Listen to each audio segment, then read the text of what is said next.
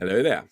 Let's have a little chat about something called a cultural touchstone because over the weekend we actually lost one of them. You see, a cultural touchstone is something that is really big that changes society in some way. And you might not necessarily realize it at the time, but it has ongoing effects like the birth of Jesus Christ or the works of William Shakespeare. These are events that are still being felt today in some way.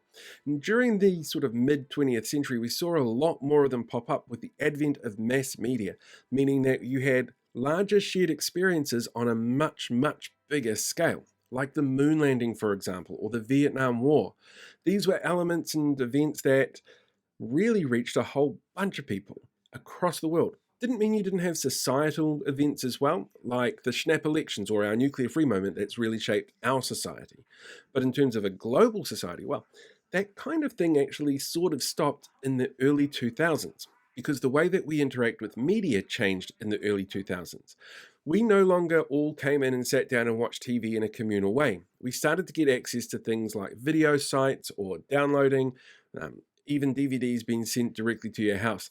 That democratization of media meant that the power of broadcast linear media was really diminished. And the last big player to do that was Friends. So over the weekend, you probably heard about the death of Matthew Perry.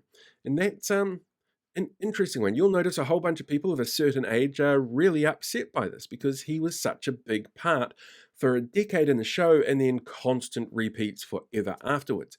But the television show Friends itself is actually culturally really significant for a number of reasons. Not only did it add to the lexicon of our language with a few different phrases like we were on a break or pivot or um, could I be any more serious? Those kind of things that have become part of the way that we talk and interact with each other show that this was a cultural touchstone. But there are other elements there as well that you might not necessarily be aware of, like the fact it was the first show to have a same sex wedding in the first season. It's called The One with the Lesbian Wedding. And that's not exactly something that in the 1990s was really a big topic that you'd see on mainstream television a lot. And while, yes, it has aged poorly, those conversations were started there. Weird little side note for you, actually. You remember Newt Gingrich, the guy who said this about having pride flags on American embassies? That's his sister officiating the wedding. Who knew? There was conversations around things like transgender activism, adoption, those kind of really hard-hitting information pieces that started conversations that are still going on today. And that's how you know that a show like Friends was a cultural touchpoint. But the area that it's actually probably more impactful that people don't realize is right here on the internet. A lot of the language that we see on the internet comes from the way that people spoke on that show.